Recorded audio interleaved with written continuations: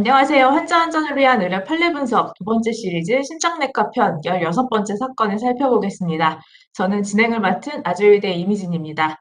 용인 세브란스 병원 심장내과의 조덕그 교수님, 그리고 법률사무소 해울의 신현우 대표 변호사님, 그리고 연세대학교 의료법률의학연구원 김소윤 원장님, 손유미 연구원, 이유진 연구원과 함께합니다. 심장내과 16번째 사건은 변경된 담당이가 환자의 약제 용량을 감량해서 뇌기능이 저하된 사건입니다. 사건에 대해서 먼저 살펴보겠습니다. 이유진 연구원 사건 소개 부탁드립니다. 사건을 살펴보도록 하겠습니다. 본 사건의 환자는 사건 당시 만 42세였으며 고혈압으로 혈압 강화제를 복용하고 있었습니다. 2003년 5월 28일 흉통, 식은땀, 호흡곤란 등 증상을 호소하며 A병원으로 내원, 당직 의사의 권유로 당일 피고병원 응급실로 전원하였습니다. 피고병원 응급실에서 불안정성 협심증, 고혈압 등으로 진단받고 입원하여 관상동맥 조영술 등의 검진 결과로 환자에게 관상동맥 폐쇄성 질환 증세가 있다는 것을 확인하였습니다. 다만 협착 정도가 10% 미만으로 경증이고 초음파 검사 결과 정상, 흉통이 안정된 것을 감안하여 약물요법으로 치료하기로 결정하였습니다. 5월 30일 환자에게 혈관 확장제 등을 9일간 복용하도록 처방한 후 퇴원하였습니다. 6월 7일 환자는 퇴원 후 피고병원에서 외래 진료를 받으며 가슴 부위에 둔한 통증을 호소하여 담당 의사는 퇴원 시 약제를 30일간 복용하도록 처방하였습니다. 6월 23일 환자는 피고병원에서 외래 진료를 받으며 가슴 부위에 잦은 통증을 호소하여 혈관 확장제를 추가로 처방하였습니다. 7월 7일 같은 약제를 30일간 복용하도록 추가 처방하였습니다. 8월 11일 흉통의 발생 빈도를 줄여주기 위해 61분의 약제를 처방하면서 퇴원 당시에 투약 처방에 추가하여 약물을 처방하였습니다. 8월 26일부터 10월 7일 동안 환자는 피고병원에서 협심증 및 고혈압에 대한 약물 치료를 받으며 좌측 아래 복벽 부위의 종괴에 대한 수술을 받았습니다. 9월 1일 이른 아침 3분가량 지속되는 흉통을 호소하자 혈관 확장제 및 혈압 강화제를 추가로 처방하였습니다. 9월 2일 혈액검사를 시행하였으며 10월 8일 환자의 가슴 통증이 사라졌다는 말을 듣고 혈관 확장제를 증량하여 15일간 복용하도록 처방하였으며 이후 10월 22일 60일간 복용하도록 처방하였습니다.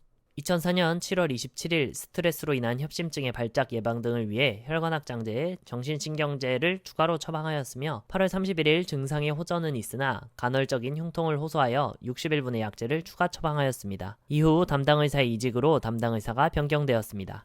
10월 26일 변경된 담당 의사는 환자에 대한 처방 약제를 대폭 줄여 처방하였으며 처방 이전 별다른 검사를 실시하지 않았습니다. 환자는 의사의 처방대로 약물을 복용하였으며 27일 23시 50분 갑자기 흉통과 호흡곤란 증세를 보이며 의식을 잃고 쓰러졌습니다. 10월 28일 B병원에서 01시 13분경까지 응급심폐소생술을 받고 의식이 불명인 상태로 이송되어 치료받았으나 저산소증으로 인해 뇌손상을 입었습니다. 11월 5일 B병원에서 C병원으로 전환하였으며 2005년 5월 13일 시점까지 D병원에서 치료를 받았습니다. 저산소성 뇌병변증으로 여생 동안 지속적으로 관찰 및 추적 관리가 필요한 상태였습니다. 사건의 주요 쟁점은 한 가지입니다. 환자 측은 약제 용량 축소에 관한 병원 측의 과실이 있음을 주장하였고 법원은 이를 인정하였습니다. 쟁점 사항을 좀 더 자세히 살펴보겠습니다. 약제 용량 축소에 대한 오진과 관련하여 병원은 2003년 12월 18일부터 2004년 10월 26일 진단받을 때까지 흉통을 호소한다는 기재가 없는 점에 비추어 안정성 협심증에 해당하며 증상 및 검사 결과에 따라 약제를 감량하는 것은 적절한 처치라고 하였습니다. 하지만 법원은 안정성 협심증을 인정할 증거가 부족하며 급작스러운 투약 감소가 협심증을 악화시켰을 개연성이 있음을 근거로 병원의 과실을 인정하였습니다. 원인별로 재발 방지 사항을 살펴보겠습니다. 환자 측면에서는 변경된 복용 약제에 대한 인지와 관련하여 본인의 건강 상태 및 향후 치료 방안에 대하여 인지해야 하며 부작용을 인지해야 합니다. 의료진을 포함한 직원 측면에서 살펴보면 처방약을 변경할 경우 정밀한 검사 및 진단이 선행되어야 하며 변경 시 변경 이유를 기재하도록 해야 합니다. 의료기관 측면에서는 담당이 변경 시 인수인계 절차를 마련할 수 있거나 기록을 통해 확인이 가능하도록 하여야 합니다. 마지막으로 법제도적인 측면에서는 담당이가 변경되어 활용할 수 있는 전자건강기록 시스템을 개발 및 적용할 수 있습니다. 저 조덕규 교수님께 먼저 좀 여쭤봐야 될 것 같은데요. 이 사건에서 10월 26일 이제 담당 의사가 바뀌고, 그리고 바뀐 담당 의사가 이제 약제를 이제 바꿨어요. 그래서 근데 그 다음 날에 환자가 흉통이랑 호흡곤란이 이렇게 생겼는데, 이게 영향이 있다고 좀 보시는지 그게 좀 궁금했습니다, 교수님. 예, 결정적으로 영향이 있을 가능성이 많고요. 이 환자는 제 그 판례문에 보면은 불안정협심증, 안정협심증 이런 얘기가 나오는데 정확한 진단명은 변이협심증입니다. 그래서 변이협심증은 혈관의 동맥경화가 심하지 않아도 혈관이 굉장히 심하게 연축이 와서 오그라들어가지고 피가 안 가서 협심증 증상이 나타나는 병이고요.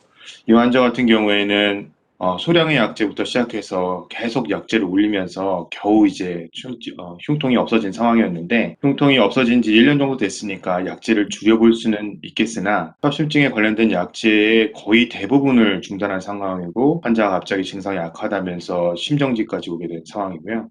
좀 아쉬운 건 판결문에도 있지만 그 뒤로 객관적인 평가 내지는 이제 임상물 증상이 좋아졌다는 내용 가지고 약제를 대폭 감량했는데, 제 생각에는 아마 그 전에 있었던 의사분의 진단을 신뢰하지 않았을 가능성이 좀 높아 보입니다. 그래서 변이협심증이 맞아서 그 약제를 계속 올린 건데, 오히려 이건 아니고 약간 정신적인 질환 아니냐 이렇게 본인이 판단함으로써 약제를 대폭 줄이게 된 것 같은데, 만에 하나를 대비하더라도 약제를 서서히 줄이는 게 맞지 이렇게 한꺼번에 줄이는 거는 옳은 방법은 아니라고 생각되고요. 적어도 그거에 대비할 만한, 예전에 이제 그 스프레이라고 해서 응급약, 혈관을 갑자기 이제 확장시켜주는 약제에 대한 주지를 좀 하고 보냈으면 더 좋았을 거라는 생각이 듭니다. 그래서 이거는 이제 의료진의 잘못된 판단, 그리고 이제 객관적인 검사도 없었고, 임상 증상이 1년 동안 증상이 없었다는 거 가지고 갑자기 대폭 감량했는데, 제 생각에는 그 병을 신뢰하지 않고 환자분이 정신적인 문제가 아니었을까 이렇게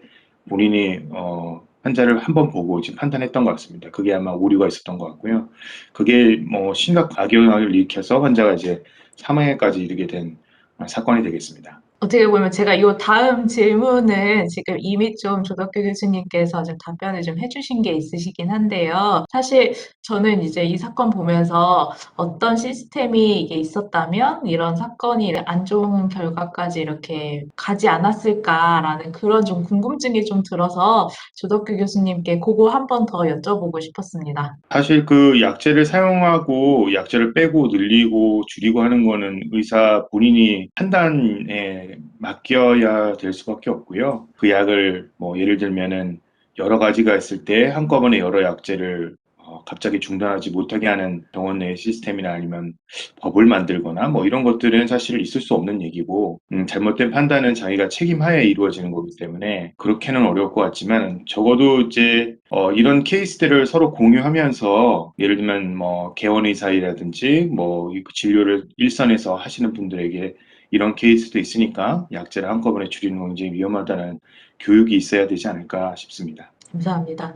신인호 변호사님, 이 사건에 대해서 좀 해주실 말씀 있으실 것 같은데요. 부탁드리겠습니다. 이제 간혹 이렇게 의사가 바뀌면서 그동안에 치료됐던 그 치료 방법이 바뀌는 경우를 많이 봤어요.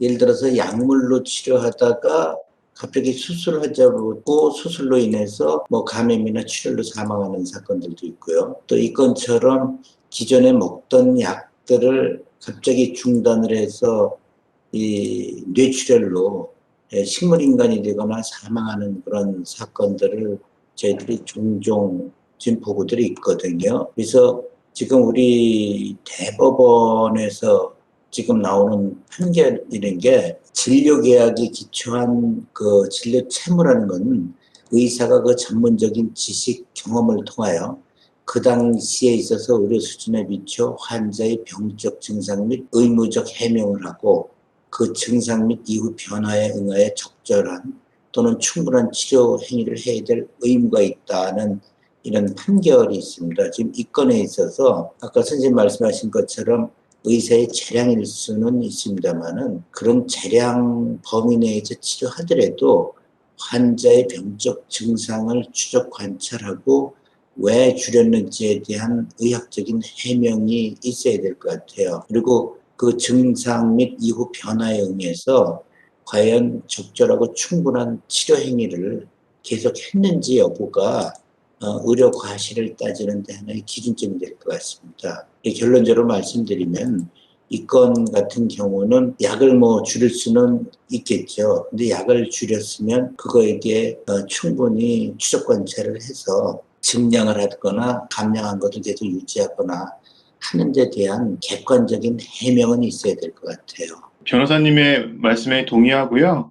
줄였다면 줄인 것에 대한 합당한 근거가 있어야 되는데, 판결문에서도 그거를 정확하게 제시를 못하고 있는 게 문제였다고 생각됩니다. 약제를 좀 줄일 수는 있어도 그렇게 전반적으로 다 끊는 거는 좀 위험할 수 있고요. 이렇게 줄이고 난 다음에 악화돼서 환자가 병원에 무사히 왔다 그러면 용량을 조절했겠지만, 이 환자 같은 경우에는 줄이자마자 바로 심정지가 와가지고 사망한 케이스이기 때문에 거기 굉장히 아쉬움이 있고요. 의사의 재량을 컨트롤할 수 있는 방법은 없지만 뭐 교육이나 이런 걸 통해 가지고 이런 케이스들을 서로 공유하면서 이렇게 하면 안 되겠다는 것을 피드백을 받았으면 좋겠습니다. 사실 그런 거에 대한 의과대학에서 교육은 상당히 부족한 거가 사실이고요. 오히려 그걸 경험을 많이 하신 선생님들이 개원하신 선생님들이 이제 그걸 사후 교육 프로그램을 통해 가지고 서로 인지하고 거기에 대한 걸 조심하고 이렇게 하는 시스템이 오히려 더 필요할 거라고 생각이 듭니다. 근데 이제 한 가지 이거는 뭐 꼭 이 케이스는 아니지만 약물의 복용에 대한 부분에 있어서 이렇게 노인분들이 굉장히 이제 뭐 복용하는 약이 많으시는 경우가 있는데 또 이제 그러시다가 집에 계시다가 또 요양원이나 요양병원으로 가셔서 이제 그 약을 어떤 선생님은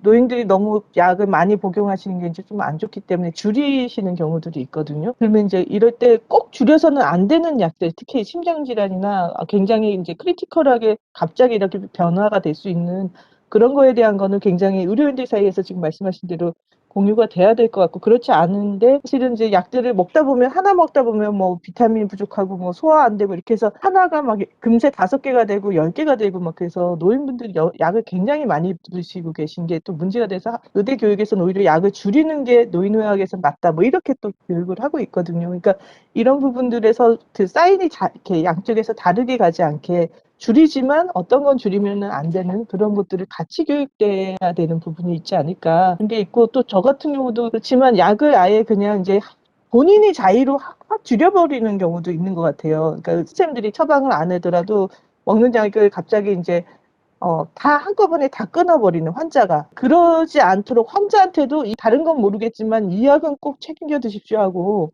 그러니까 의료인에 대한 교육도 있지만 환자에 대한 교육도 좀 필요한 게 아닐까.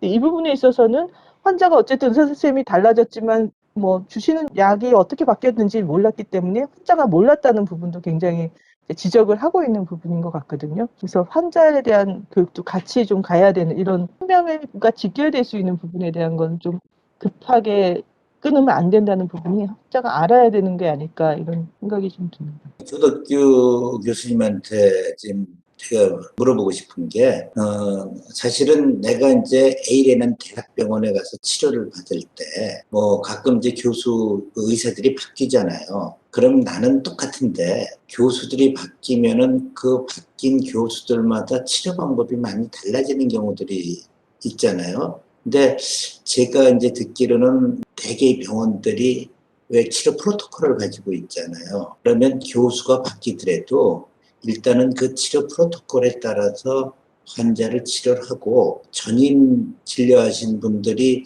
조금 방법이 달랐다거나 아니면 내가 좀 다른 방법으로 치료하겠다 그러면은 그때 가서 환자와 상의해가지고 꼬야 되는 게 아닌가 싶어요. 그래서 혹시나 일반 병원보다는 그래도 대학병원은 이런 프로토콜을 어떻게 만들고 어떻게 적용하는지 그게 좀 궁금해요. 대학병원에 있으니까 다른 대학병원에 사람들이 이제 많이 오기도 하고 약을 어떻게 쓰는지 관찰하게 되는데요. 저희는 이제 치료 가이드라인이라는 게 있기 때문에 가이드라인에 맞게 대부분 거의 정밀하게 약들이 다 들어가 있고요. 바뀌는 것은 이제 대학병원마다 또 사용하는 약제, 제약회사 종류가 좀 다르고 그런 것 때문에 차이가 있을 뿐이지 크게 차이는 없다고 생각됩니다. 물론 이제 약을 바꾸고 난 다음에 환자의 컴플레인을 듣는 경우가 상당히 많아요. 예를 들면 아까 얘기하신 것처럼 노인분들에서 약을 많이 들어가기 때문에 여러 가지 약제를 줄이다가 또 컴플레인 듣는 경우도 있고요. 그다음에 이제 뭐 약제의 뭐 성분이나 이건 다 똑같은데 뭐 제약회사가 바뀔 때 또 컴플레인 듣는 경우도 있고 그런데 거기서 사고는 나진 않죠. 기본적인 프로토콜은 잘 정립이 돼 있어서 모든 대학병원에 관련된 경우는 그 환자의 진단명이 확실하다 그러면 뭐 거의 대동소이하게 약제가 들어간다고 보시면 될 것 같고요. 그 외에 디테일한 몇 가지에 대해서 차이는 조금 있을 수 있습니다. 근데 이제 이번 케이스는 제가 처음에 이렇게 쭉 환자 히스토리를 봤어요. 쭉 봤더니 이 사람 진짜 변이협심증 맞을까?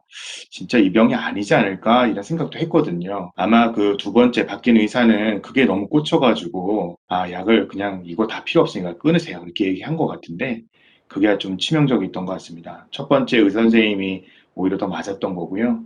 이제 이거를 증명하는 방법이 사실 있는데 조용술만 하고 많이 오그라드는 거를 확인하는 방법이 있는데 그건 진행 안 했거든요. 사실은 위험할 수 있기 때문에 꼭 해야 되는 것은 아닌데 첫 번째 의사 선생님은 그걸 변이업 심장이라고 확신을 했고 두 번째 의사 선생님은 협착의 종류가 10%밖에 안 되는데 무슨 변이업 실증이야 아니면 위장병이나 아니면 심리적인 원인이 아니냐 해서 거기에 해당하는 약만 남기고 다 끊게 된 거거든요. 사실 아쉬움이 좀 있습니다. 약을 한꺼번에 바꾸는 건 확실히 좋지는 않고요. 조금씩 뭐 올리고 내리고 하면서 환자의 상태를 봐가면서 하는 게 가장 좋을 것 같습니다. 혹시 이렇게 그 바꿀 때 이제 그 의사가 바뀔 때 그 전임 의사들한테 이 환자 상태나 뭐 이런 거를 그 물어보는 그런 진료 지침이 있어요? 그게 이제 그 인계 노트를 쓰는 경우도 간혹 있는데 대부분은 이제 입원 환자에서 인계 노트를 쓰고요. 외래 환자 같은 경우는 그동안의 의무 기록을 이제 아주 빠른 시간 내에 리뷰를 하게 되죠. 근데 그게 이제 좀 너무 개수가 많아지면 이제 그 다음 후임자가 하기가 힘들기 때문에 미리 차트를 이렇게 쭉 리뷰하는 경우도 있습니다. 그래서 그런 의미로 아마 약을 쓴 건데 후임자가 차트를 이렇게 뭐 보다가 보고 환자도 보니까 이게 확실하지 않은 것 같다는 아마 생각이 들었나 봐요. 그래서 대폭 약을 줄이게 됐는데 어떤 경우와 하더라도 약의 개수를 줄이는 때는 천천히 줄여가는 쪽이 확실히 안전할 것 같고 그래야 대처도 빠를 것 같습니다. 그러면 이번 사건 여기까지 다루려고 하는데 혹시 추가로 말씀해 주실 부분 혹시 있으실까요? 없으시면 이번 사건 여기까지 다루도록 하겠습니다. 감사합니다.